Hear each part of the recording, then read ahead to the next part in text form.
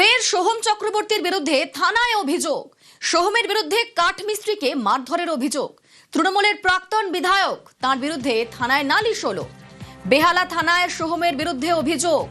আমরা দেখেছিলাম এর আগেও এক রেস্তোরাঁয় মারধরের ঘটনায় সোহমের বিরুদ্ধে অভিযোগ উঠেছিল, আর এবার কাঠমিস্ত্রিকে মারধরের অভিযোগ উঠছে। আপনাদের সেই ঘটনা একবার মনে করিয়ে দিই। 8ই জুন 2024 সিসি ক্যামেরার ফুটেজ। হোটেল মালিককে মারধর করা হয়েছিল। সেই ঘটনাতে সোহমের বিরুদ্ধে অভিযোগ উঠেছিল এবং সিসি ক্যামেরার ফুটেজে সোহমকে স্পষ্ট দেখাও যাচ্ছিল। দেখুন, হোটেল মালিককে মারধরের ঘটনায় সোহম চক্রবর্তীর বিরুদ্ধে অভিযোগ উঠেছিল, আর এবার কাঠমিস্ত্রিকে মারধরের অভিযোগ। তৃণমূলের প্রাক্তন বিধায়কের বিরুদ্ধে থানায় নালিশ হলো।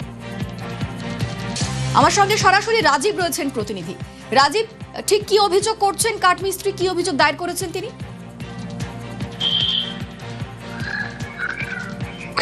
অভিনেতা তথা তৃণমূল কংগ্রেসের প্রাক্তন বিধায়ক সোহম চক্রবর্তীর বিরুদ্ধে এক কাঠমিস্ত্রিকে মারধর এবং তার ফোন কেড়ে নেওয়ার অভিযোগ ওঠে।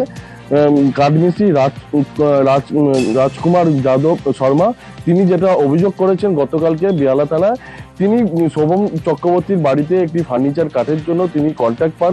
সেই কন্ট্রাক্টে প্রথম তাকে 30,000 টাকা দেওয়া হয় এবং তারপর তিনি ফার্নিচারের কাজ যখন শেষ হয়ে যায় তারপর তিনি তখন তার বকেয়া টাকা চান, তখন তাকে আজ দেবো কাল দেবো বলে ঘোরাতে থাকে। গত রবিবার সোহম চক্রবর্তীর সিকিউরিটি গার্ড তাকে ফোন করে ওই বাড়িতে ডাকে এবং কালকে যখন কাঠমিস্ত্রি যখন বাড়িতে যান তাকে সেখানে দীর্ঘক্ষণ বসিয়ে রাখা হয়।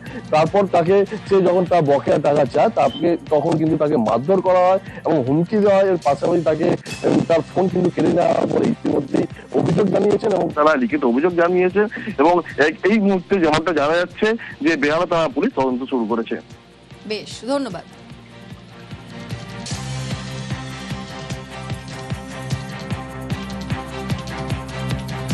আমার ওনার সাথে কন্ট্রাক্ট হয়েছিল 55,000 টাকায় শুধু ওয়াল ক্যাবিনেট আমার 80% কমপ্লিট হয়ে গেছে। তারপরে উনি আদার্স কাজ আর সাথে ওর সাথে অ্যাড করে দিয়েছে। সেই বিলটা গিয়ে দাঁড়িয়েছে আপনার 79,800।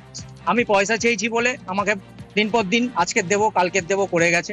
এখন দাদা নেই, পরে ডাকছি ফোন করে, এই করে করে আজকে 3.5 মাস হয়ে গেছে। তো সিকিউরিটি গার্ড আমাকে ধমকি দেয়, বাড়ি থেকে তুলে আনবো, মারবো, ধরে এই করবো এই করবো। বলার মধ্যে বলেছি, স্যার দেখুন আমি তো গরিব মানুষ, আমাকে মেটেরিয়াল কেনার পয়সা না দিলে আমি কাজটা করবো কোথা থেকে? বলতেই আমাকে সোমদা মারলো ধরে।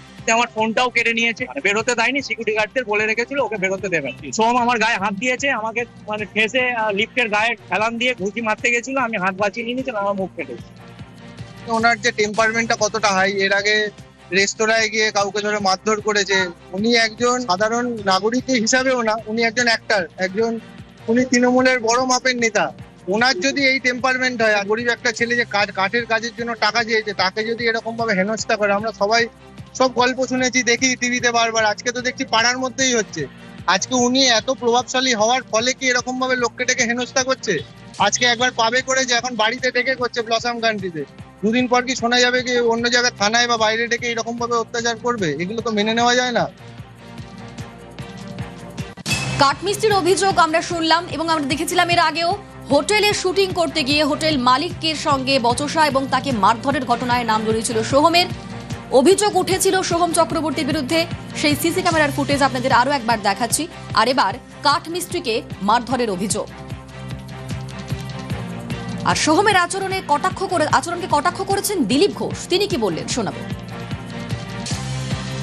এর আগেও তো কমপ্লেন হয়েছিল ওনার নাম এই ধরনের ব্যাপারের জন্য। তো একজন সেলিব্রিটি উনিও একদিকে, তারপরে জনপ্রতিনিধি, এ ধরনের কমপ্লেন না আসে সেভাবে সতর্ক থাকা উচিত। সমাজ আপনাদেরকে দেখে, বিশ্বাস করে, আস্থা রাখে, সে অনুযায়ী ব্যবহার।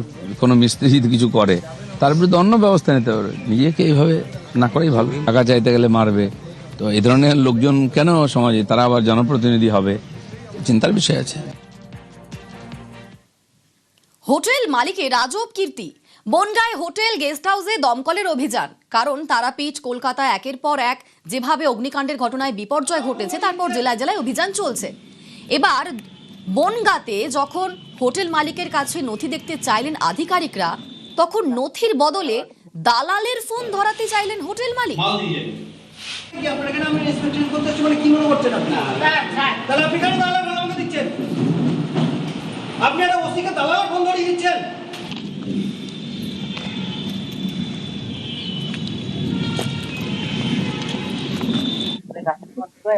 আমার সঙ্গে অনিরুদ্ধ রয়েছেন প্রতিনিধি। অনিরুদ্ধ, নথির বদলে দালালের ফোন ধরালেন হোটেলের মালিক, কেন? একদমই দেখো অনিন্দিতা, আজ বনগাঁ দমকল বাহিনীর তরফ থেকে বনগাঁতে যে সমস্ত হোটেল রয়েছে, রেস্তোরাঁ রয়েছে, সেই সমস্ত রেস্তোরাঁ এবং হোটেলে তাদের কি কাগজপত্র আছে, অর্থাৎ দমকলের যে নথিপত্র, সেই নথিপত্র আছে কিনা সে বিষয়ে খতিয়ে দেখতে বেরিয়েছিলেন তারা।